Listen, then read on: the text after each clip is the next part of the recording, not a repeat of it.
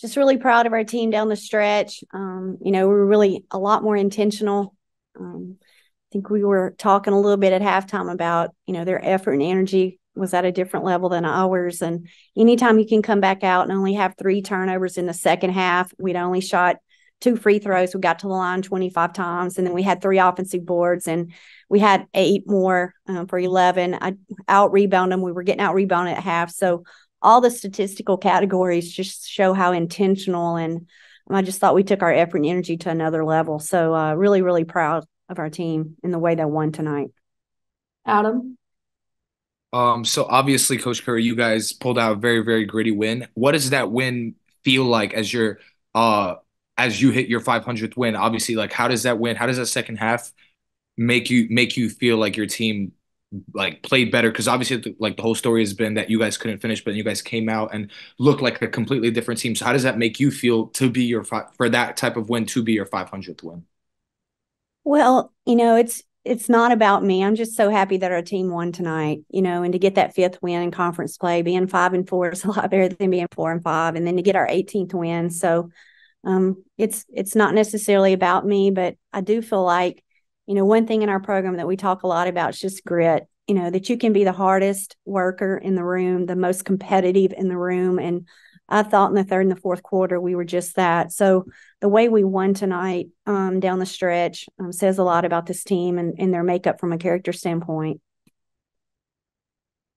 Ariel?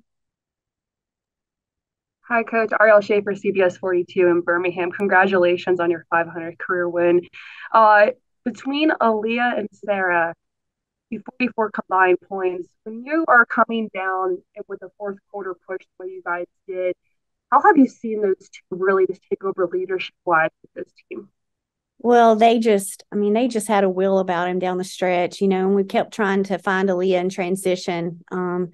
I just can't say enough. They're really double trouble in a good way, and they're such a great tandem, and they play off each other. But, I know you didn't mention Loyal, but I thought Loyal had one of her best games of the year. Just everything that she did tonight. I know the 15 points, but she just did so many things and situations that may go unrecognized. And I thought the 3 of them, they're our leadership committee. We meet and eat and hang out once a week and talk about how we can make our program better. It really has nothing to do with basketball. So we have tremendous leadership in that locker room. And Aaliyah and SA, they were unbelievable tonight. It's something I'll never forget.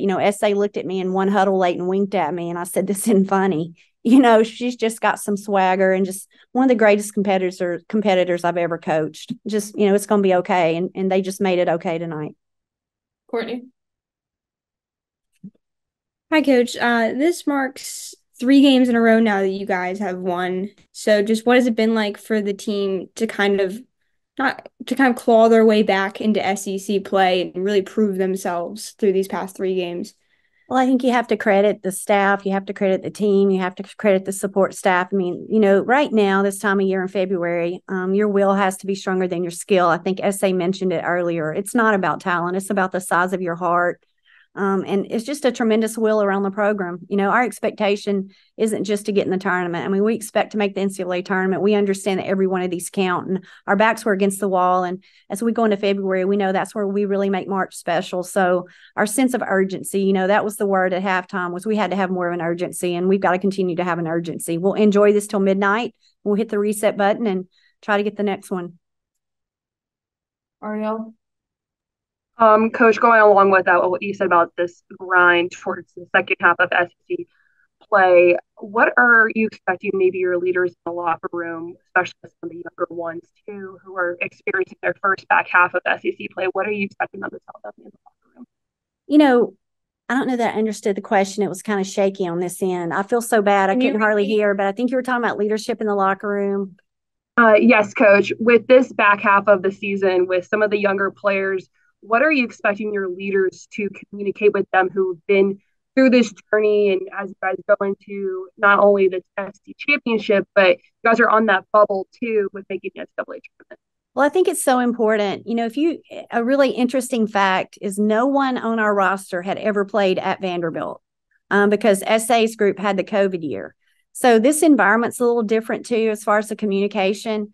So everything that we're about was completely new tonight. I don't know if that affected the start, but the one thing that I can tell you is that, the best kind of teams I've noticed through the years are player-led teams. And again, our core leadership group with Loyal and SA and Lee are just special. And so, everything that they do and say, they add a lot of value every day. And I think the best kind of leadership is action. It's not a lot of words, but they do speak when they need to. So we just continue to have to follow that group. I mean, all three have played in an NCAA tournament. They understand what this time of year is about. And we know we need to be playing our best basketball headed into March. So the little things that make a big difference and just the poise and calmness that those three have had about them have really made us better, especially as youthful and as inexperienced as we are around them. Courtney. What was the team atmosphere like as you guys started that comeback and when that final buzzer rang? And you have talked a lot about battling through adversity this season, and this game truly showed that you guys have done that. So what is that like to see that come to full effect?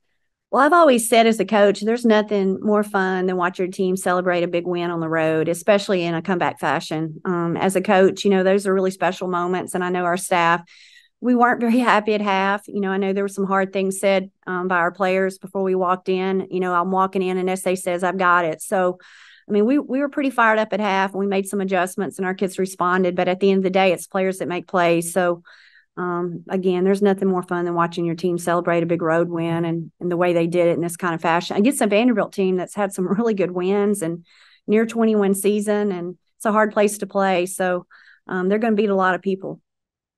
Okay. Thank you. Thank y'all. Roll Tide.